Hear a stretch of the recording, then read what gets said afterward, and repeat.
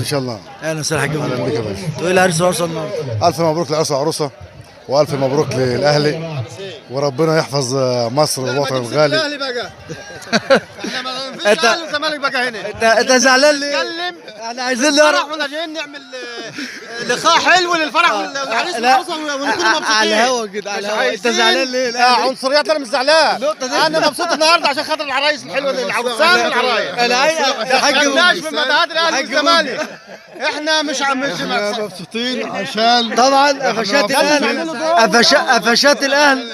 الراجل ده اهلاوي عنصري، هو اللي دخل الفتنه دلوقتي. احنا بنتكلم وجايين نفرح مع العرايس. قفشات الاهلي طبعا بتبقى جميله مع الاهلي والزمالك. انت حبيبي، وانا ابن عم على الغريب. الراجل ده راجل حبيبي، بس هو بيحط الحته ديت ليه؟ بيحطها ليه دلوقتي؟ انا ابن عم قدام الشاشه والجمهور. لا ده الجماعه الاهلاويه دول، الجماعه الاهلاويه. انا عايز اتكلم بقى عننا عشان الجماعه الاهلاويه بقى، الجمهور دايما هو اللي بيعمل الحاجات دي.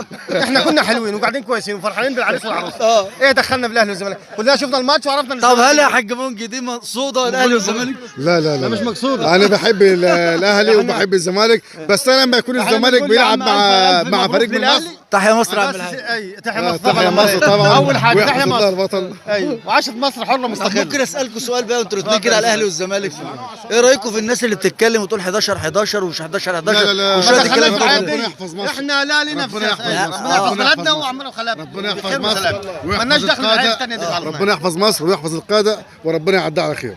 لا ان شاء الله مفيش حاجه، مفيش خير. محدش نازل، مفيش حد حاجة. نازل، وان شاء الله عايزين خير. القطن يبقى حلو، عايزين الغلة تبقى حلوة، عايزين الرز يبقى حلو، عايزين الناس اللي مش عارفة تبني، لكن كل حاجه ان شاء الله ربنا تبقى يحفظ مصر. ربنا يحفظ مصر. واحنا قاعدين اهو قاعده حلوه وافراحنا حلوه ودنيتنا حلوه. ربنا يفرحك. مبروك للاهلي فوزوا بالكاس السوبر برضه. يا كان طبعا عيال عمك الحاج سعد الزمالك مغلوبه الليله. النهارده. جابوا ده راجل زملكاوي. طب عرفنا بيك الاول عشان الزمالكاوي. انا قلت لك على اسمي ما قالش، انا كل مره اقول لك عبد الله عبد الله عبد الله. لا على فكره هو لفته وجالي انا لفيت تاني. جيت لك تاني. لا بس انت جيت حته تاني. لا انا بتكلم على الاهلي بس. الراجل ده هو عندنا البلد دي فيها 5 زملكاويه، ده واحد منهم.